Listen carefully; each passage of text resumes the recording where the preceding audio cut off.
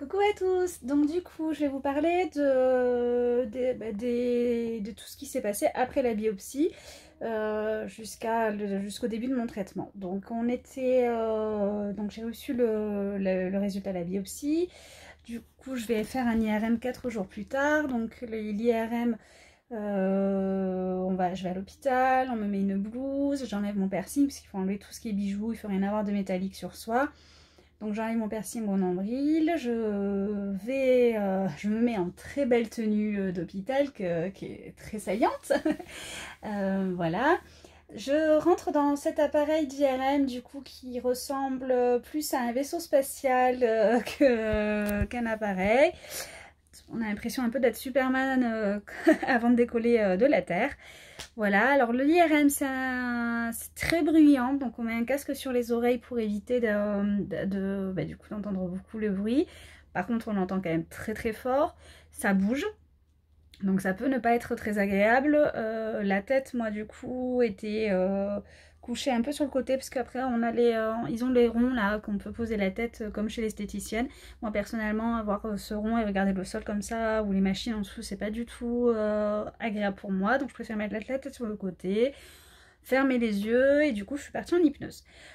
Alors, l'IRM qui était un peu, du coup, ça tapait un peu, on entendait poum poum poum, donc du coup, j'ai imaginé d'être sur un jet ski. J'ai fait du jet ski sur la mer, c'était très agréable, on entendait le bruit, on sentait un peu les mouvements, donc pour moi, j'étais en jet ski. Ensuite, j'ai senti, j'ai plutôt entendu comme des bruits de bulles, un petit peu, donc du coup, je suis partie en plongée sous-marine. Voilà, vive l'hypnose, hein, au moins j'ai pas vu le temps passer. L'IRM dure à peu près 30 minutes. Et du coup, pour moi, j'avais l'impression que ça avait duré 10 minutes, quoi, le temps que je parte. Et quand elle est revenue, j'ai dit « Ah, c'est déjà fini !» J'étais pas là. Je me suis réveillée, levée de ma séance d'hypnose. Je suis revenue dans mon état normal. C'était un petit peu difficile, j'avais la tête un peu qui tanguait et le corps, voilà, c'était un peu plus difficile parce que bon, pour moi j'étais sous l'eau, voilà, donc de revenir. Les filles ont été très très agréables, donc après, elles m'ont sorti une petite blague qui était très intéressante. C'était pas une petite blague, c'est qu'une infirmière a trouvé que ça sentait le gaz. Du coup, elle a dit « Ah, ça sent le gaz !» Et moi, j'ai dit « Non, non, mais je n'ai pas eu de flatulence. » Très « Oh non, ce n'est pas moi !» Donc du coup, voilà, elles ont rigolé en me disant qu'elles ne me parlaient pas du tout de gaz-là, que c'était pas du tout une accusation de m'être lâchée dans l'IRM. Très sympa. Après l'IRM, du coup, l'échographe radiologue est venu me voir en m'expliquant qu'effectivement le cancer était bien là, qu'il y avait des ganglions abîmés. Que c'était assez important, qu'elle n'était pas très grosse, mais qu'elle agissait rapidement, que la vitesse de propagation était très rapide. Donc ce qui était d'un côté pas bon parce que ça se propage très très vite à mon corps, mais d'un côté c'est plutôt bon parce qu'apparemment la chimio réagirait plus vite si c'est des propagations rapides. Donc voilà, elle m'a dit que mon gynécologue m'a sauvé sûrement la mise et que là il fallait m'armer de courage, de patience, donc et d'être positive. Donc voilà. Donc l'IRM passé, j'ai rendez-vous après avec le chirurgien quelques jours plus tard. L'IRM c'était le vendredi, donc le chirurgien c'était le mercredi. Alors déjà nous le mardi, j'avais dit à tout le monde que j'avais rendez-vous le mardi, je sais pas pourquoi, on était perdus. Avec ma mère le mardi on commence à prendre la voiture, on commence à y aller, on est stressé. Moi j'ai pris une valise dans ma voiture au cas où que le chirurgien me garde et que je voulais avoir mes affaires. Enfin voilà, j'étais déjà très organisée, j'ai mes valises, j'ai mon petit coussin, si je dois être hospitalisée je veux mes vêtements, je veux pas être en chemise. Donc du coup on part là-bas et en fait quand on se rend compte sur la route qu'on s'est trompé de jour. Donc on est un petit peu perdu dans le temps avec tout ce qui se passe, avec tous les rendez-vous. On est vraiment complètement perdu. On était tellement pressés depuis le temps de voir le chirurgien, de mettre les traitements, d'agir, qu'on n'était pas du tout là. Donc en fait c'était le lendemain. Donc le lendemain on va bien à l'hôpital pour le rendez-vous avec le chirurgien. On attend 1h30. Après on nous fait rentrer dans la salle, on attend. Je suis seule avec ma maman face à... Donc au départ, il y a la secrétaire qui nous pose 2-3 questions. Après, elle nous dit le médecin va arriver, elle sort. Et là, je suis seule face à ma mammographie sur le mur. Donc je peux bien observer cette jolie tumeur, qui est très belle, qui est très profonde et qu'on voit bien avec la lumière, avec la mammographie bien lumineuse sur le tableau lumineux. C'était très, très clair. Je dis, ah, c'est à moi ça. Donc voilà, le médecin arrive. Alors là, ça a été dur. Parce que le médecin arrive, il m'ausculte, il regarde tous mes clichés, il me dit, alors elle est énorme. Je fais pardon. Il me dit, oui, votre tumeur pour moi est grosse. Je dis, mais on m'a dit qu'elle était petite. Ah non, non, votre tumeur est grosse. C'est une tumeur très invasive, très importante. Il faut agir très rapidement. Donc il faut faire la chimio rapidement, on ne commence pas par l'opération. Donc moi ça a été assez compliqué parce que je pensais commencer par l'opération. Et du coup là on m'annonce que non, je ne vais pas être opérée, que du coup il ne m'opérera pas, c'est hors de question, parce qu'il y a plus de risques de m'opérer que ça se propage partout à la cicatrisation. Donc il me dit il faut d'abord faire la chimio, que vous allez commencer très rapidement dès la semaine prochaine. Ensuite, vous allez être opérée. Elle est assez grosse, donc il faut vraiment que ça diminue. Voilà, donc moi, je commence à avoir les larmes aux yeux, à pleurer un petit peu. Il me fait « Ah, mais vous inquiétez pas, les cheveux, ça pousse. » J'ai dit « Non, mais c'est pas les cheveux. » Je m'attendais pas qu'elle soit grosse. Je m'attendais pas que je sois opérée de suite. Enfin, que je sois pas opérée de suite. Je pensais passer par l'opération d'abord, avant la chimio. Ce que les autres m'avaient dit, donc voilà, donc là je commence à poser des questions sur la congélation d'ovocytes. Puisque la chimiothérapie peut rendre stérile. Donc du coup j'ai 29 ans, j'ai pas d'enfant, je suis célibataire. Donc du coup j'aimerais bien un jour quand même rencontrer un homme. Déjà donc ça va être compliqué dans ma situation avec ma maladie et tout ça. Et en plus j'aimerais bien avoir des enfants. Donc je m'étais un peu renseignée. Donc je pensais à la congélation d'ovocytes pour pouvoir ensuite récupérer ces ovocytes là. Donc là il me dit que on n'a pas le temps, que vu la tumeur que j'ai, il faut de suite commencer la chimiothérapie, qu'on n'a pas du tout le temps pour la congélation d'ovocytes, que du coup en plus on m'opère pas de suite donc c'est pas possible. Mais il me rassure en me disant vous êtes jeune, pour moi il n'y a aucun problème, vu que c'est plus quand on a 37 ans, 37, que du coup c'est plus compliqué après pour avoir un enfant. Vous êtes jeune, vous allez, vos hormones, tout va fonctionner après, d'ici 1 an et demi après les traitements. Donc vous allez pouvoir avoir des bébés. Il me dit il y a 70% de chances que ça repart. Mais c'est très dur quand on dit qu'on ne peut pas mettre en place ce qui existe déjà au niveau médical pour vous. Donc il me prévoit quand même un rendez-vous avec la gynécologue spécialisée en oncologie pour les femmes jeunes. Donc la semaine d'après, pour un peu m'expliquer les choses, voir comment je peux faire. Et donc là il dit, il dicte son rapport en disant que la semaine prochaine, il faut que je commence ma chimio, que tous mes rendez-vous doivent être pris et tout ça. Et la partie difficile, c'est quand je retourne du coup voir sa secrétaire pour prendre tous mes rendez-vous, et que là la secrétaire qui est très gentille, mais que j'ai failli détester, failli, je sais pas, étrangler, secouer, voilà, avec ma maman c'était très compliqué, parce qu'elle est très gentille, très douce, mais quand elle demande les rendez-vous, elle les demande pas en urgence, elle les demande assez rapidement. Donc ça c'est très compliqué pour moi. J'avais envie de la secouer, j'avais envie de prendre le téléphone à sa place. Quand elle appelle, elle demande par exemple le TEP scan. Le TEP scan c'est un examen qui du coup c'est comme un scanner qui va en fait voir un petit peu partout dans notre corps pour voir s'il y en a des métastases, s'il y en a des morceaux de tumeur qui se seraient un petit peu développés ailleurs. Et donc du coup quand la secrétaire demande un TEP scan assez rapidement, on lui dit bah, vous avez rendez-vous dans 1 mois. Donc du coup j'ai dit mais non, c'est pas possible. Le médecin m'a dit la semaine prochaine je dois commencer mes traitements, je peux pas avoir rendez-vous dans 1 mois, ce n'est pas possible. Donc elle me dit oui laissez-moi faire mon travail, j'ai trouvé avant, voilà. Donc très très compliqué. Donc elle cherche partout, elle appelle plusieurs centres parce que dans leur centre à eux il n'y en a pas de place. Elle arrive à avoir 2 semaines. Et moi, 2 semaines, pour moi, c'était catastrophique. On m'a dit qu'il fallait que je commence la chimio de suite, que j'avais pas le temps de congeler les ovocytes, que j'avais le temps de rien faire, qu'il fallait commencer de suite. Donc je dis, mais est-ce que vous avez entendu le médecin? Ce qu'il a dit, il a dit en urgence. Donc, enfin, en plus, non, elle n'avait pas encore commencé à trouver 2 semaines. C'est quand je lui dis, mais non, le médecin vous a dit en urgence. Il faut dire en urgence dans vos appels. Il ne faut pas dire assez rapidement. Assez rapidement, c'est pas grave. En urgence, c'est grave. Donc, du coup, elle a dit en urgence et c'est là qu'elle a eu 2 semaines. Alors, j'ai eu de la chance. Donc, après, elle a tous mes rendez-vous dans les 2 semaines qui arrivent, avec la gynécologue, avec l'oncologue. Pour la scintigraphie cardiaque, parce qu'on a plein de choses à voir, pour mettre une pose de clip, bon, tout ça je vais vous l'expliquer juste après. Et donc du coup, voilà, complètement paniquée. Pour moi ça veut dire que je commence la chimio que dans 2 semaines, et enfin dans plus de 2 semaines, dans 16 jours, et moi je trouve ça catastrophique. Je me dis mais ça fait déjà plus d'un mois que j'ai ça, et du coup on me dit dans 2 semaines. Au départ on dit 3 semaines, un mois, après on dit 3 semaines, 2 semaines, non non. Le médecin a dit qu'il fallait que je commence de suite, donc ça me stresse beaucoup.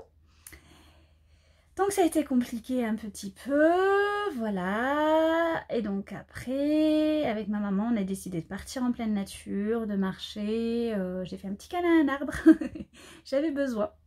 Il y en a qui disent que les arbres donnent beaucoup d'énergie, mais j'avais besoin de me mettre contre un arbre en plein soleil et de profiter. Donc c'était bien, et voilà, de relativiser, de respirer, de souffler, de marcher en pleine nature, c'est quelque chose de très important pour moi, donc ça m'a fait du bien.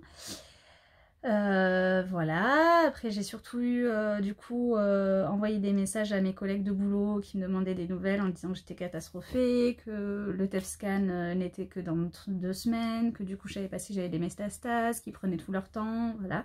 Donc j'ai la chance d'être infirmière et mes collègues ont trouvé un rendez-vous dans les 24 heures, donc j'ai pu faire un TEP scan enfin dans les 48 heures, 2 jours après. Qui m'a rassurée, qui m'a montré que j'avais pas de métastases. Donc le TEP scan, donc vous rentrez, on vous met un cathéter avec une perfusion. Donc le cathéter, la perfusion passe. Vous devez rester à peu près 45 minutes, une heure couché, avec une fois que la perfusion est passée, pour que le produit réagisse. Ensuite, on va vous emmener dans un scanner, un petit peu un deuxième appareil de l'espace, et du coup, votre corps avance, recule. Et donc là, ça fait un scanner, et du coup, ça voit s'il y a des métastases ailleurs. Donc après, j'en ai pas, donc je suis contente. La dame que j'ai vue après a été très sympa, elle m'a vraiment rassurée en me disant que je n'avais rien d'autre, que j'avais tout dans la poitrine et dans les ganglions lymphatiques, que voilà, mes os allaient bien, mon cœur le reste de mon corps va bien, le foie est très beau, donc du coup c'est très rassurant, parce que là on se dit bon déjà, même si ça se soigne, on se dit déjà c'est une étape en moins, voilà, il y a moins d'endroits à nettoyer, donc du coup j'étais bien rassurée. Donc je remercie vraiment ma collègue médecin qui a réussi à avoir un rendez-vous rapidement, parce que je pense que cette étape était dure, d'attendre 2 semaines de plus pour savoir si j'avais des choses en plus. Voilà, donc ça c'était très sympa. Ensuite, là j'ai sympathisé avec une petite mamie qui attendait dans le couloir, qu'on la ramène dans son service, donc ça m'a fait de la peine. Elle a attendu 2 heures dans le couloir parce que personne ne pouvait l'emmener à l'étage supérieur, et donc c'est pour ça que je vais reprendre sur la dernière vidéo. Messieurs les ministres, pensez au personnel soignant qui ne sont pas assez nombreux, qui ont beaucoup de travail, qui peuvent même pas aller chercher une patiente dans l'étage en dessous pour la ramener dans son service. La dame, une petite mamie qui avait fait plusieurs AVC et qui était pas très bien, qui était fatiguée, qui était super gentille. Imaginez, c'est votre petite mamie, c'est votre mamie à vous, c'est votre grand-mère, votre mère, j'en sais rien, votre tante. Elle attend pendant 2 heures sur sa chaise dans le couloir pour qu'on la ramène à l'étage en haut. 2 heures. C'est horrible, elle est fatiguée, elle subit plein de choses et elle attend 2 heures. Donc voilà, j'ai beaucoup sympathisé avec cette petite mamie qui était toute mignonne. Je lui envoie plein de bisous. Donc j'ai demandé à plusieurs reprises qu'on la monte, parce que j'avais envie de la monter, mais j'avais pas le droit de monter dans son service en étant pas professionnelle de santé, étant patiente. Donc du coup voilà, et j'ai réussi au bout d'un moment. Un monsieur qui a été très gentil, il m'a dit oui on va rappeler, ça fait 2 fois qu'on les rappelle mais ils sont surbookés, mais on va rappeler pour qu'elle vienne, parce que ça, effectivement elle est très fatiguée. Donc je suis partie, cette mamie ça faisait 2h30 qu'elle était sur sa chaise, et elle était encore sur sa chaise quand je suis partie de l'hôpital. J'ai eu le temps de faire mon examen, attendre, voir le médecin, avoir mes résultats. qu'elle avait déjà tout fini, qu'elle était encore en train d'attendre. Donc voilà. Bon. Première étape. Vous allez souvent voir que j'ai mal pour ces petites mamies qui attendent dans les couloirs. Donc après on fait, après tout ça je dois faire une scintigraphie cardiaque. Donc la scintigraphie cardiaque, pareil, c'est on vous met une injection. Alors là on ne met pas un cathéter mais on fait une injection en direct. Moi ils m'ont fait une injection directe dans la veine. Un quart d'heure après, on vous fait une deuxième injection dans la veine, du coup, et après vous passez sous l'appareil à scintigraphie pour voir que votre cœur fait bien les bonnes contractions, que tout va bien, puisque la chimio peut agir sur le cœur après. Donc à chaque fois, il faut, avant de commencer une chimio, il faut savoir si le cœur est en forme. Donc je pense à mon infirmière qui était très gentille, qu'on a bien rigolé, mais qui malheureusement a dû me piquer 6 fois pour me faire les injections. Donc j'ai des photos, j'ai des pansements partout sur les bras. Donc voilà, en plus j'avais pas mangé alors que je pouvais manger, mais j'avais pas mangé. On est arrivé, on avait le rendez-vous à 12h30, on est parti, il devait être 16 h. Donc entre temps j'avais pris un sandwich juste avant, parce que j'en pouvais plus. J'ai été piquée de partout, une dame très gentille, adorable, avec qui on a rigolé. Effectivement, ça arrive, moi mes veines étaient un petit peu coquines ce jour-là. J'ai vu qu'elles étaient toutes petites, que des fois elle arrivait à les avoir, elles claquaient. Donc voilà, on passe sous la machine, donc mon cœur va très bien, donc je vais pouvoir commencer les traitements plus tard, donc c'est très bien. Alors là après j'ai eu rendez-vous pour poser de la pose de clip. La pose de clip c'est un petit plastique comme une petite croix, une petite plastique qu'ils vont mettre dans la tumeur, au centre de la tumeur.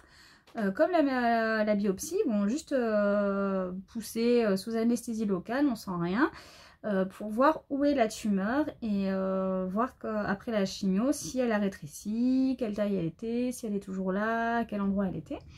Donc la pose de clip, voilà, se passe assez bien. Bon, j'ai eu 3 hommes pour moi, 3 beaux gosses bruns qui m'ont, du coup, entre l'échographe, fils, médecin, échographe, radiologue, l'interne, le praticien, il y avait qui après? J'y arrive plus, hein. Donc il y avait le médecin, l'interne et le manipulateur radio. Donc du coup voilà, après il y a une petite jeune fille qui est rentrée qui était très gentille aussi. Donc qui ont pu admirer ma jolie poitrine, qui ont pu du coup me mettre des clips, me faire des petits pics dans le sein. Donc tout ça s'est très bien passé, anesthésie locale qui s'est très bien passée, pareil hypnose qui fonctionne super bien sur moi. Donc voilà. Et tout se passe bien pour l'instant. Donc après j'ai eu aussi le rendez-vous avec l'oncologue, la gynécologue spécialisée en oncologie, géniale, qui m'a beaucoup rassurée, qui me dit effectivement qu'on ne peut pas mettre en place la congélation d'ovocytes, puisque du coup on doit d'abord enlever les tumeurs au niveau chirurgical avant de faire une congélation des ovocytes, même si c'est pas hormonodépendant. Sauf que du coup, dans cet hôpital-là en tout cas, sauf que du coup, moi comme on n'enlève pas la tumeur, on ne peut pas me congeler mes ovocytes. Donc par contre, elle a été très rassurante, elle me dit qu'effectivement, vu mon âge, ça va bien fonctionner après normalement, qu'il y a 70% de chances que ça fonctionne bien, que du coup, par contre, si après les traitements, 1 an après la fin de mes traitements, j'ai envie de congeler mes ovocytes parce qu'à ce moment-là, je suis célibataire, parce que j'ai pas envie d'enfant à ce moment-là, pour pouvoir garder plus de chances dans l'avenir, on se reverrait du coup 1 an après la fin de mon traitement pour pouvoir le faire. Donc très positif, ça me donne plus d'espoir sur le fait d'avoir des enfants un jour. Donc très sympa, elle m'a vraiment rassurée. Voilà, qui m'a donné ses coordonnées. Donc on a fait une prise de sang pour savoir si j'ai pas mal si je suis assez féconde. Je n'ai pas eu les résultats pour l'instant, hein, mais elle me dit que normalement vu mon âge il ne devrait pas y avoir de soucis. Donc pensez, hein, si vous pouvez en tout cas poser la question pour la congélation de vos ovocytes. Quand vous commencez une chimiothérapie, posez les questions, soyez sûr avec votre traitement, ayez confiance en ce qu'on vous dit. Si vous n'avez pas confiance, changez. Moi par exemple, c'est pas que j'ai pas confiance, mais je vais changer de chirurgien parce qu'on m'a conseillé un autre chirurgien qui qui est spécialiste dans la poitrine. Donc du coup, pendant mon traitement, j'ai changé de chirurgien. On verra bien, je ne le connais pas encore, je n'ai pas eu encore le rendez-vous. Mais j'ai pris un autre chirurgien. Voilà, il faut vraiment être au clair avec... on a pris un deuxième avis d'oncologue aussi. Donc il faut être vraiment clair avec votre traitement, avec ce que vous voulez faire, poser toutes les questions. Ne pas aller faire son traitement en ayant des doutes. Voilà, l'acceptation, ça peut être difficile ou pas, ça dépend des gens, mais par contre, en tout cas, il faut pas se dire j'aurais pas dû faire ça, il y avait cette solution là, je l'ai pas prise, donc voilà, soyez bien au clair. Donc ensuite, j'ai vu l'oncologue, et là, c'était un peu difficile. Alors, l'oncologue très gentil, une jeune femme très gentille, spécialisée dans les femmes jeunes. Ce qui est un peu difficile, c'est bon, alors là, elle me fait toute la liste des effets secondaires de la chimio. Elle m'explique mon traitement, donc je vais avoir une chimio toutes les 3 semaines au départ, une fois toutes les 3 semaines d'un certain produit, et après je vais avoir une chimio toutes les semaines d'un autre produit. Donc il y a des effets secondaires du premier produit et du deuxième produit. Donc bon, la perte des cheveux obligatoire, des nausées, vomissements, ce que je vous expliquerai parce que j'en ai eu plein, plein de trucs, la peau qui sèche, des aphtes, les muqueuses, attention bien mettre de la crème solaire parce que du coup une photosensibilité qui fait que du coup déjà nous on a du mal avec la lumière par rapport à nos yeux, c'est un peu difficile. Ou aussi voilà, la peau qui est très sensible aux UV, donc bien se protéger, les ongles qui se dédoublent, qui se cassent, qui sont sensibles aux UV, qui font mal. Donc voilà, des petites neuropathies, donc plein d'effets secondaires, mais bien sûr elle me dit que il y en a qui en ont, il y en a qui en ont pas, il y en a qui les font un peu, il y en a qui les font pas du tout. Donc moi je reste assez positive sur ça, même très positive, parce que je suis persuadée que je suis trop forte, que j'aurai pas d'effets secondaires. Ce qui n'a pas été forcément vrai, mais pour moi je suis trop forte, tout va bien, je suis comme ça, ça va bien se passer, il n'y aura rien du tout, je suis trop forte. Par contre là on me dit que j'ai pas le droit à tout ce qui est phytothérapie, tout ce qui est huiles essentielles. Alors moi je me guéris beaucoup à ça, mais effectivement avec la chimio il y a des effets secondaires avec les plantes, parce qu'il y a déjà des plantes dans la chimio, dans tout ce qui est pharmacologie médicale, donc rajouter des plantes ça peut être dangereux, l'interdiction du pamplemousse, voilà, plein de petits trucs, le curcuma qui est déconseillé aussi pendant les chimios, donc assez compliqué pour moi, notamment pour ma maman qui me gave de tout ça, pour que j'ai plein de vitamines, que j'ai plein de choses, plein de force depuis que je suis malade, qui doit tout arrêter parce que dès qu'on commence la chimio, on va devoir arrêter tout ça. Et ça, c'est très compliqué pour elle. Elle a failli manger l'oncologue. C'était un vrai dragon. Elle était un vrai dragon. Je crois qu'elle était... Elle allait la brûler. Elle écoutait la moitié de ce qu'elle disait. D'ailleurs, mon médecin a été très gentil et calme parce que ma maman, elle disait mais tout ce qui est naturel, c'est quoi? C'est un truc de labo? C'est dès qu'on vous dit un truc naturel, vous dites non, voilà, c'est quoi? C'est pour les lobbying de laboratoire. Enfin, elle est partie dans son délire, qui peut-être pas un délire, mais en tout cas qui n'aidait pas. Donc voilà, donc c'était un peu compliqué. Moi j'ai bien aimé mon oncologue, ma mère a eu du mal, donc on a pris un deuxième avis, on a pris le chef de service, qui était très bien, qui est le collègue de cette médecin, qui d'ailleurs a totalement confiance en son médecin, c'est la première chose qu'il nous a dit quand on a pu le voir. Mais par contre qui nous a plus expliqué, qui nous a plus pris en tant qu'infirmière, parce que quand on est infirmière on a besoin enfin en tout cas nous, on avait besoin d'explications vraiment précises, médicales, sur pourquoi ne pas donner ça, pourquoi donner ça. Donc lui il a vraiment donné pourquoi, le nombre de molécules qu'il y a dans la chimio, pourquoi du coup si on donne celle-là, les effets secondaires, si on prend de la phytothérapie. Donc c'est vrai que là on part confiant et on sait ce qu'on doit donner, ce qu'on ne doit pas donner. Je sais ce que je peux prendre et ce que je peux pas prendre et j'ai confiance. Je me dis bien que en fait voilà, avec des données, des recherches, donc je sais qu'ils disent pas ça pour une question d'argent. En tout cas je pense pas, je pense que vraiment c'est parce qu'ils ont fait des recherches sur ça. Donc il y a des choses qu'ils n'ont pas recherchées, mais du coup comme ils n'ont pas recherché, ils le déconseillent pour éviter voilà, des effets qu'ils ne connaissent pas. Mais du coup, on était confiants, très sympa, un oncologue très sympa, plein d'humour, qu'on a bien rigolé. Donc effectivement, voilà, je repars combattante à fond, à fond, à fond, à fond. Et à fond. Sauf que du coup, l'oncologue, par contre, que j'avais vu avant, m'annonce à ce moment-là que pendant la pause du clip, le médecin, le jeune médecin, a re-regardé l'IRM du 29 novembre, donc il date, l'IRM, qui date il y a au moins 3 semaines, en fait du 29 novembre, et sur l'IRM du 29 novembre, ce qu'on me disait que c'était que la boule qui était en surface était une mastose, et que la tumeur était vraiment profonde. Il pense que cette mastose n'est pas une mastose, il pense que c'est une prolongation de ma tumeur en regardant l'IRM, et que du coup ma tumeur serait déjà en train de partir dans les petits canaux de mon sein. Donc ce qui donne pas du tout le même pronostic au niveau chirurgical, qui dit que bah, du coup si le pronostic, si c'est positif, il faudra qu'on m'enlève totalement le sein. Donc j'ai fait une biopsie, donc il me redonne un rendez-vous à des biopsies, avec plusieurs biopsies, avec plusieurs clips pour du coup voir où sont toutes ces tumeurs, et enfin toutes ces zones, et savoir si c'est tumoral et s'il faudrait qu'on m'enlève le sein ou pas.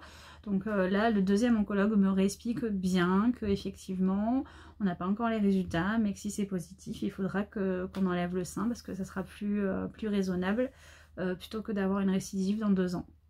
Donc là, mauvaise nouvelle, c'est pas que ça évolue, c'est que le 29 novembre, c'était déjà comme ça, mais personne s'en était rendu compte. Donc du coup, ça change rien, c'est juste que bah, ça change que la suite. C'est que du coup, bah, voilà, ça sera peut-être pas la même opération que s'il y avait eu que ce qu'ils pensaient au départ. Donc je reste quand même très positive malgré tout, parce que j'ai une équipe qui est au top, parce que ils sont vraiment là pour me sauver la vie, c'est ce qu'ils m'ont dit, pour me sauver la vie, pour faire que les choses évoluent le mieux.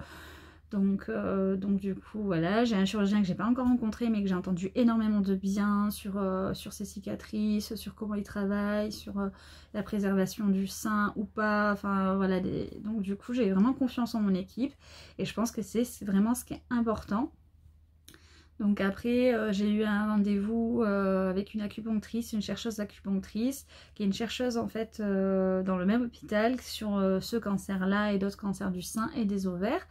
Mais par contre qui fait en tant que bénévole de l'acupuncture, parce qu'elle a une formation de médecine chinoise qu'elle a mis en place, et elle fait bénévole après le soir en hospitalisation de jour, quand les gens partent, elle prend une salle et elle fait ça. Donc bon, moi je lui donne un petit peu d'argent, et elle est géniale, c'est une personne vraiment super qui m'a donné plein de recettes, de choses qui peuvent m'aider au niveau énergie, voilà, qui m'a conseillé de faire des jus de légumes, de fruits, qui m'a dit de quoi prendre, quoi pas prendre. Donc c'est vraiment très bien. Elle m'a remotivée, en plus elle a fait des recherches sur ça. Donc c'est pas que, elle est un peu dans les deux, elle est aussi scientifique et aussi ouverte aux médecines complémentaires, donc c'est vraiment assez important. Donc je garde la pêche, et voilà, et elle m'a fait énormément de bien. Voilà, et après il y a eu la pause du TEP scan que je vous parlerai prochainement, et après on va commencer tout ça.